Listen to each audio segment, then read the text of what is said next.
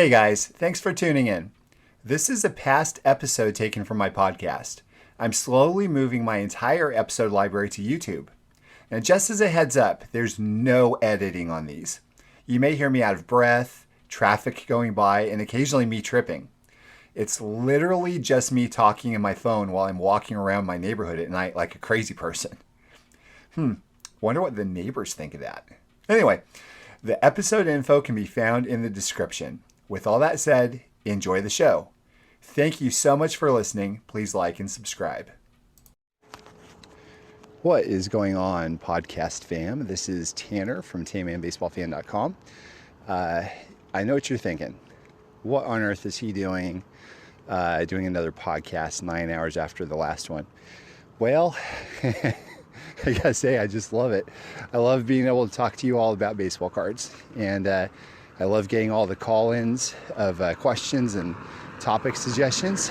And I've just really been getting a kick out of this format. And you know me, I love doing videos on YouTube and articles on my website and everything. But man, and I tweet and put stuff on Facebook all the time. But this is just so easy, and it helps me to get kind of my thoughts out. Whenever I go on my walks at night, obviously I think a lot about baseball cards.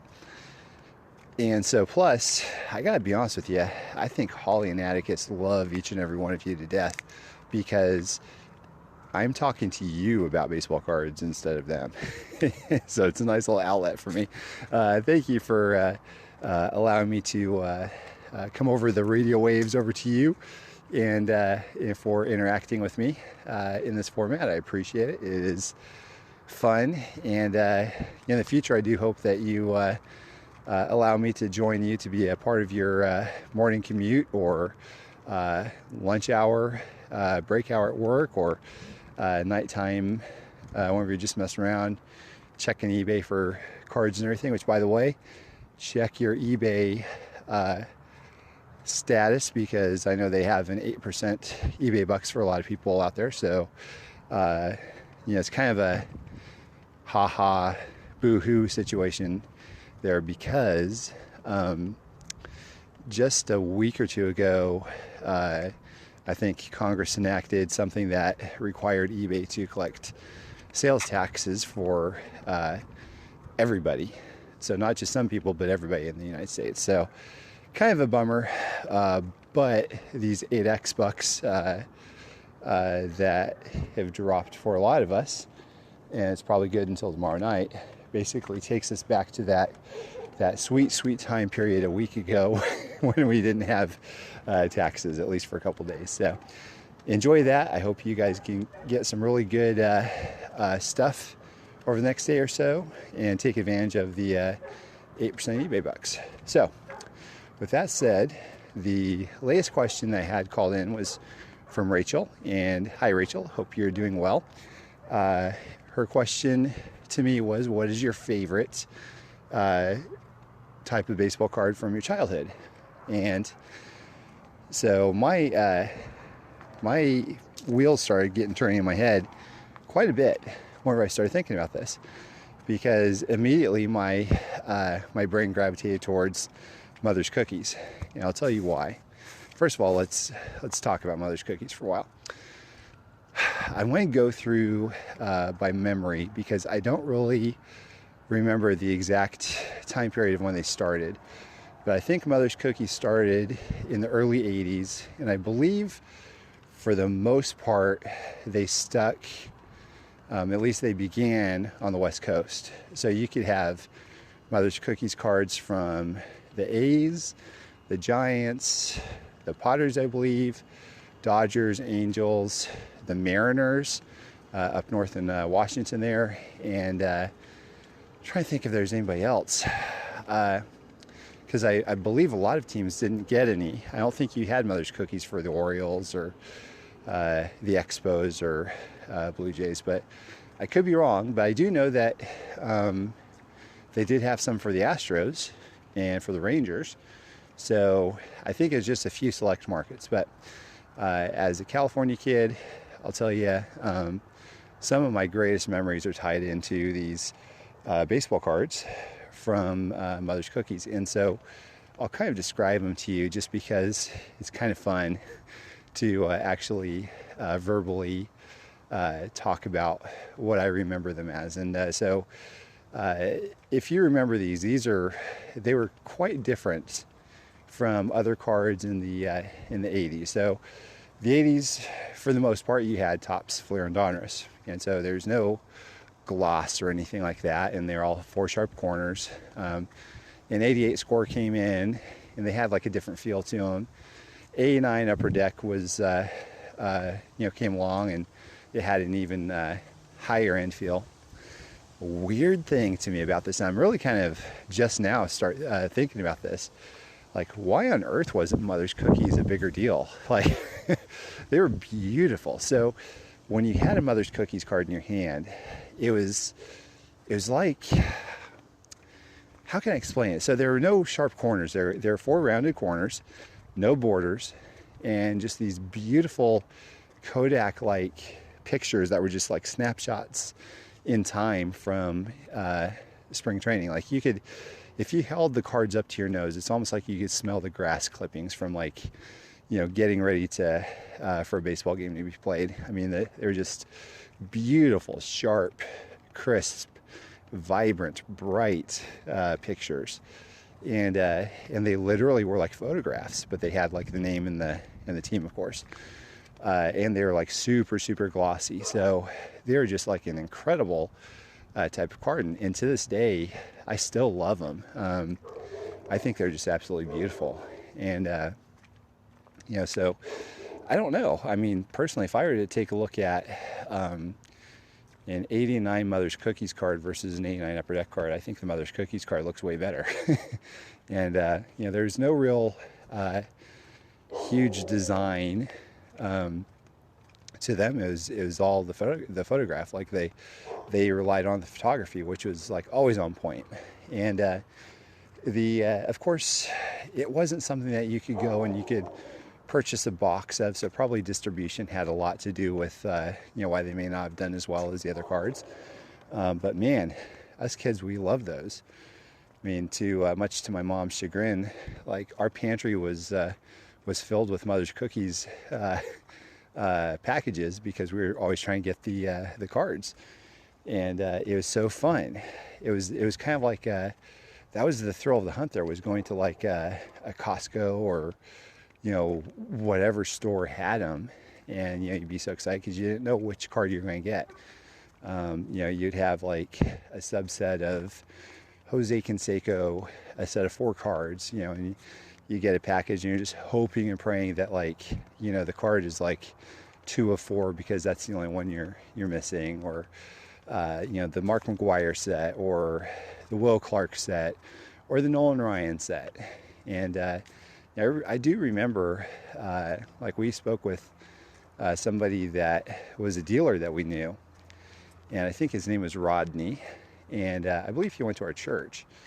And so he actually was talking about how the rare Nolan Ryan of the set was, and this was like 1990, was the number 2 of 4 Nolan Ryan.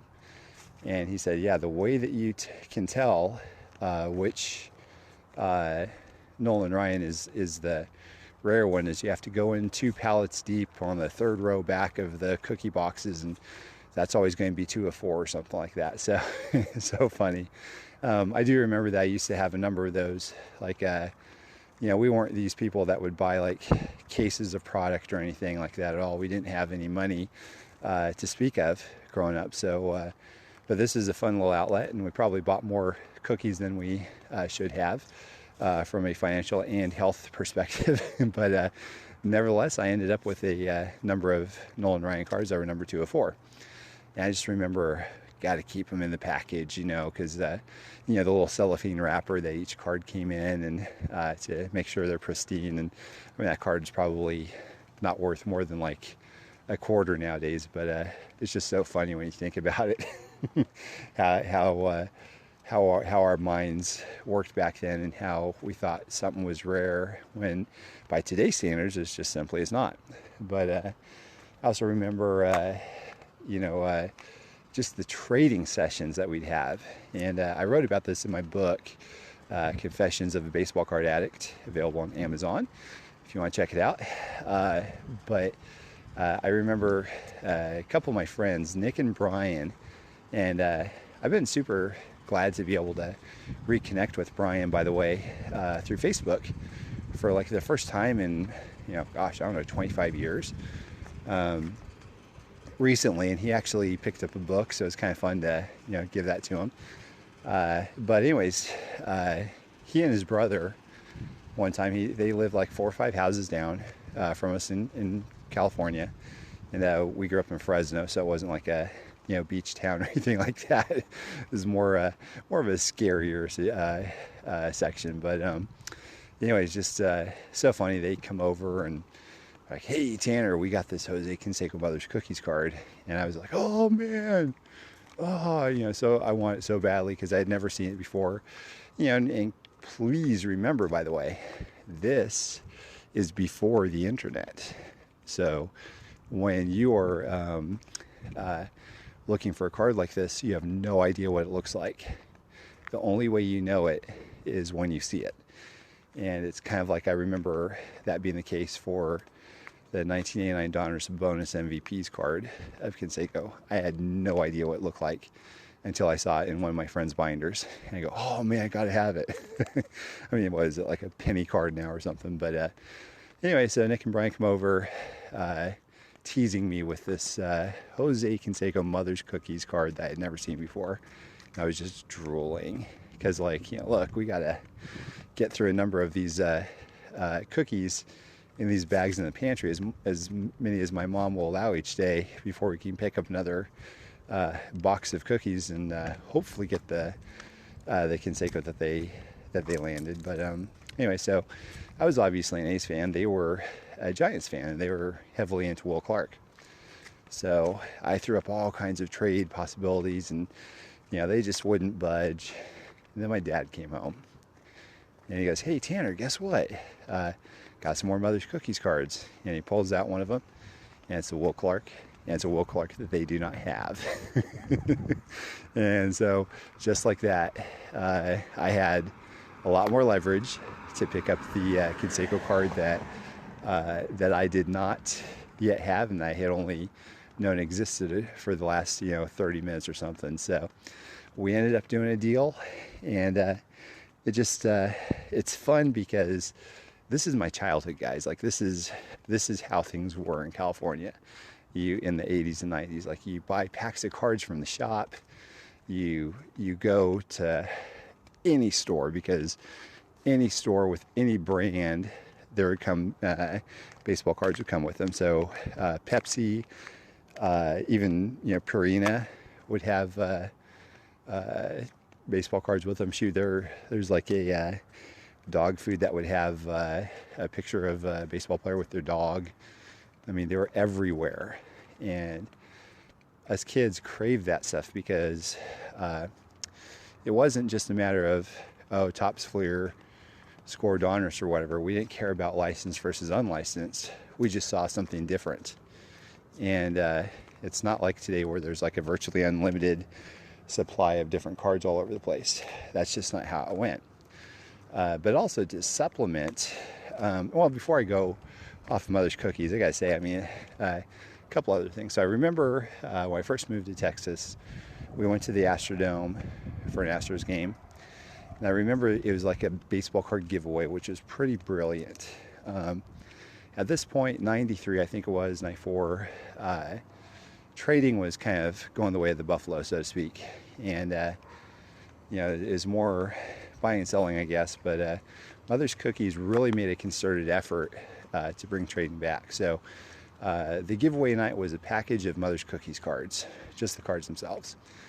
And the way they would do it is you had a package of like the entire Houston Astros team, but there would be 6 cards removed, and one of the cards that you had would have 7 of the same one. And so to encourage trading, they said, talk to the people around you and trade your cards so that way you all can complete a set from each other. And I started thinking, man, if I get Jeff Bagwell or Craig Biggio, I'm not trading. Yeah, I'd rather 7 Bagwells or 7 Biggios. But anyways, it didn't really work out too well because I don't think I even traded with anybody. But it was a fun, like just a really fun idea that they had. And I'm not sure if it worked out for anybody else. It didn't for me, really.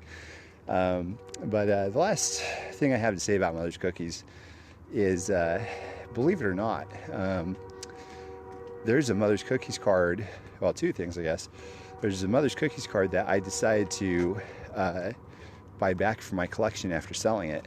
I think that's how it went, or maybe I just kept it. I don't recall, but I have to check my notes on it. But anyways, it is a 1990, 89 or 90 Mother's Cookies card, Bash Brothers.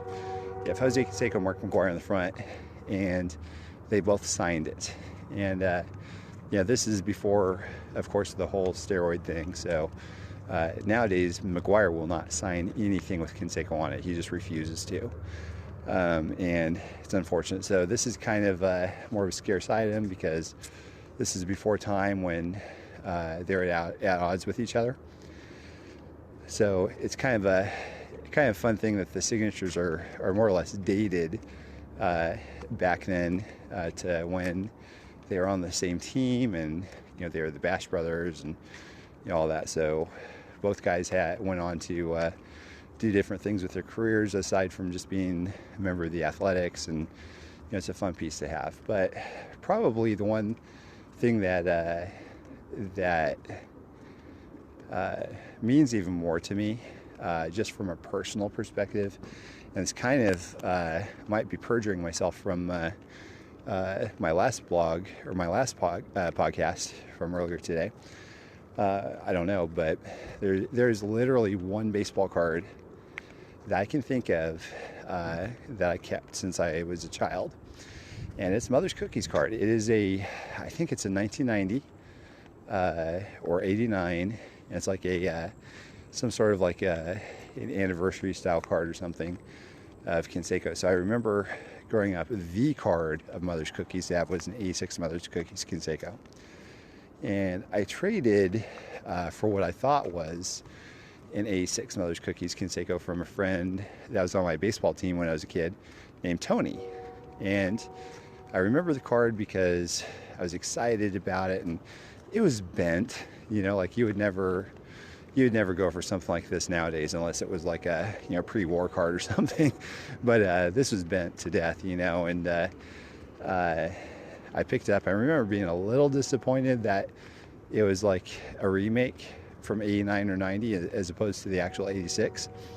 But nevertheless, for some reason, it's still stuck with me all these years. I've literally sold, from what I can remember, everything that I've had in the past. I have a bunch of memories, and I love those, and you can't get rid of those memories, of course. But this card, it's in my binder where I have got 3 or 4 binders of Canseco cards where it's nearly a base and base insert complete run, aside from a few cards, and so that one just kind of sits in there behind a mint copy of one. But yeah, I don't plan on ever getting rid of that because that's really kind of a fun, tangible memory. And to kind of close the loop, so to speak, on the last podcast I did, I believe it was Anthony that called in, so I'll refer to his question again, like how do you handle having this special meaning behind all of the cards that you pull? Well, for me, I guess in spite of having all kinds of baseball cards when I was younger, maybe that Mother's Cookies bent up card serves as the lone memory and memento, if you will, of my childhood. And I think it's good to do that. It's good to be more of a minimalist, I suppose, instead of attaching meaning to every single card that you lay your hands on, or every special card that you pull or whatever. So Yeah, I don't know. And as I'm talking, I'm kind of thinking more through this myself, but I think I'll go ahead and stick with that line of thinking. And I remember also doing a deal for these beautiful 1998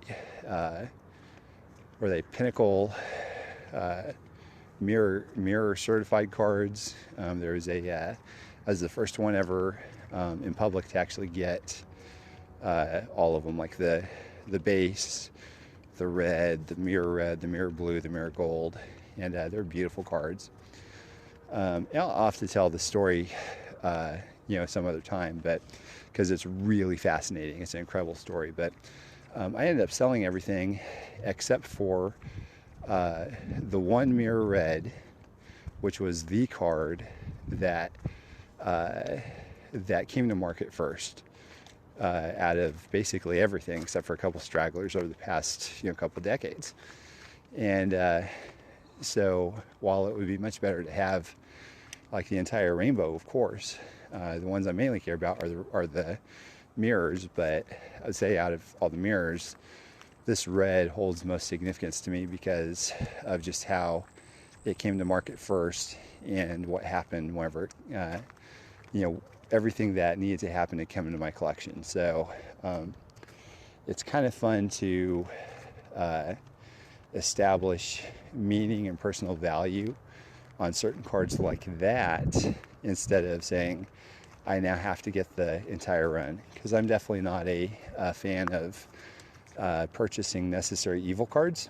And what I mean by that is if you're going after every single rainbow, and don't get me wrong, going after a rainbow here and there is not, no problem. But if you're going as a super collector after each and every rainbow, you're going to run into a lot of cards that you don't care about, aside from the fact that they actually just complete the rainbow. So I'm not really a big fan of that. I'm a bigger fan of having a nice representation of a certain card that you like.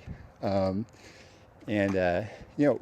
shoot, that could even be a base version of whatever rainbow it is. It doesn't have to be card number out of 10 or out of 5 or 1 of 1. It could be just the one that appeals to you most, regardless of scarcity. So going back to cards that have been in my childhood, things that I really loved back then. I loved the Pepsi cards. I remember Canseco fresh out of his 88 season, the 40-40 season. And he gets his exclusive little Pepsi license, and they do a set of his cards. And it's like a 10 card set or something, and all of his cards are logos are airbrushed out, and he's wearing the Pepsi the Pepsi colors. And I remember a commercial, and the announcer says, "Hey Jose, what are your odds of going? What are the odds of you going 40-40 again?" And he shrugs his shoulders and says, "I don't know, 50-50." And it was kind of like a thing that got us A's and Canseco fans like really excited, because we're like, oh my gosh, is he going to try to hit 50 home runs and steal 50 bases this year? Obviously that didn't happen, and nobody's done it before. But it was a fun memory that's attached to those, virtually worthless Pepsi cards now. Some others I really loved were classic baseball cards. So you remember the board game Classic, and they started in 1987, and I really stopped paying attention to them after 92ish, but the ones I really loved were the A7s, A9s, 90s, and 91s, and they were wild. I mean, the A7s, they had like and I'm starting to get nostalgic just talking about them here. I'd like to maybe pick up some of the bigger board games just to kind of display. But I remember the big boxes that the A7 Classic, the original, the first set came in. They were green bordered. Canseco was in that. All the big guys were in. The most important card was the Bo Jackson. He was in his Auburn football uniform, and he was holding a baseball bat, pointing it to to the camera, and it said something like Bo Knows Baseball, which, by the way, that is probably one that I'd like to pick up at some point, if not the whole box. That was a fantastic card. I love it. I think 87 also had the yellow. And I believe it came in a smaller travel set. And I love that set so much. And the thing was, and this is kind of a funny thing to think about, how we were so excited about the scarcity of the classic yellows with the green back. So if you remember this, I'm not sure or not, but on the back of the regular classic yellows, the backs would be completely yellow, but they would have like an air version where the backs are green instead. And so the production levels on the greenbacks were about a third of the yellow backs. We got all excited about that. Like, and by the way, there's a Barry Bonds in the yellow set also, which was just like a phenomenal card. Like, they're just gorgeous cards, guys. Like, I really love them. But anyway, so the print run of the yellows, I believe, were like 150,000. So the uber rare greenbacks had like a print run of 50,000. So, which actually, that was kind of rare back then, given the fact that everybody and their brother were collecting back then. So it's kind of a fun thing. I think the 88 set was really kind of a dog.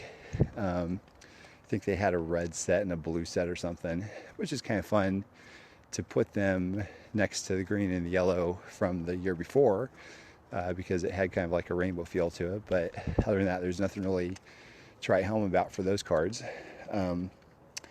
The 89 set, they started introducing a couple different color gradation variants, where some would be like pink to light blue or pink to gray. And the exciting parts of those cards were the Ken Griffey Jr. rookies.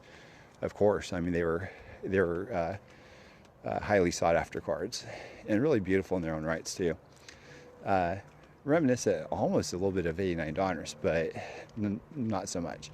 The 1990 cards, though, I think from a design perspective, 90 Classic might be my favorite, because it screams like graphics of the 90s, like Saved by the Bell, Fresh Prince of Bel-Air.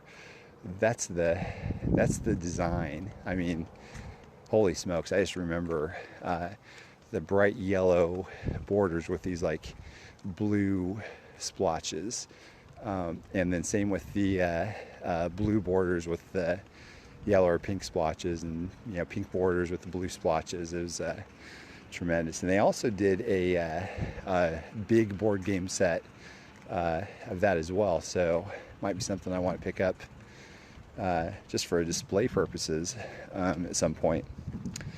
Now, I do remember also, I think maybe it was 89, maybe it was 90.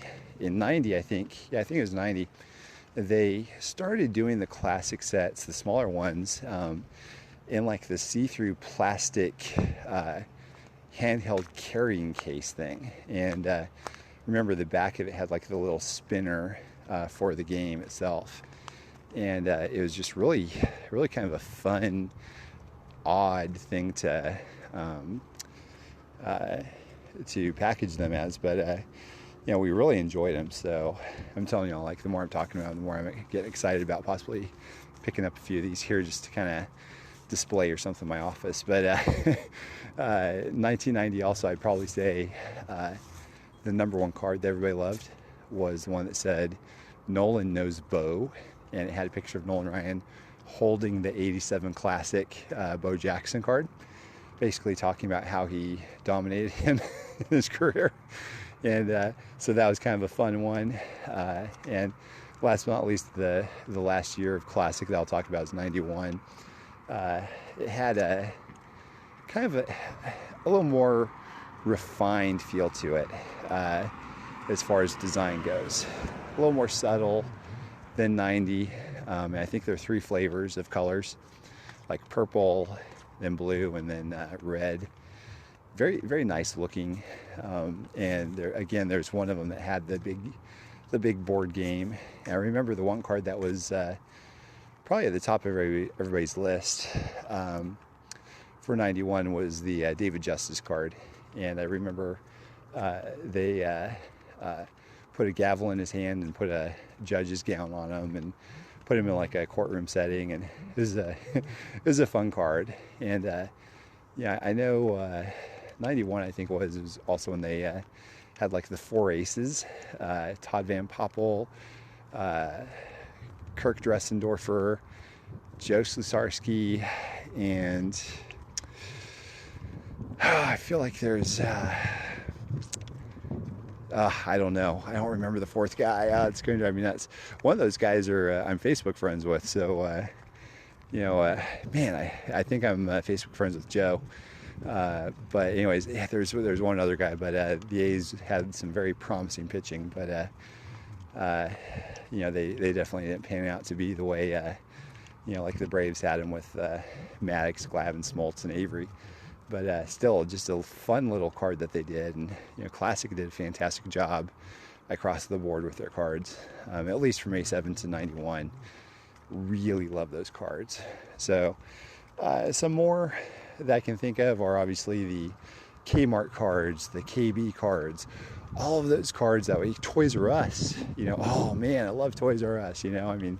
They had all of the big rookies in those boxes as well. And they came in these little 44 card boxes. Topps had a lot of them. Fleer did a lot of them as well.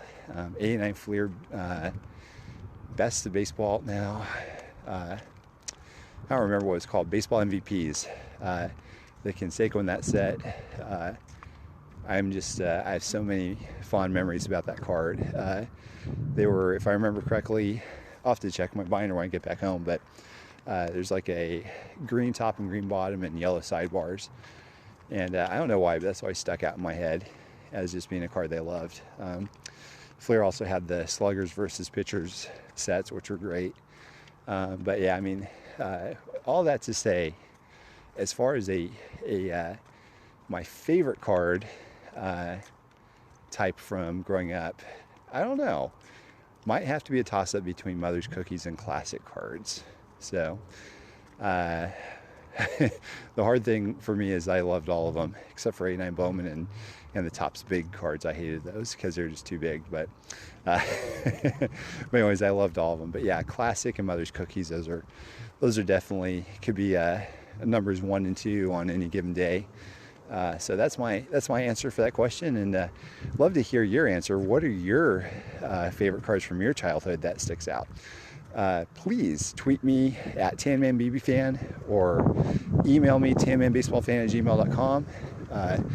Feel free to reach out, ask questions, give me some topic ideas. I love to hear from you all. And thank you again once for listening in, and hope you all have a great night.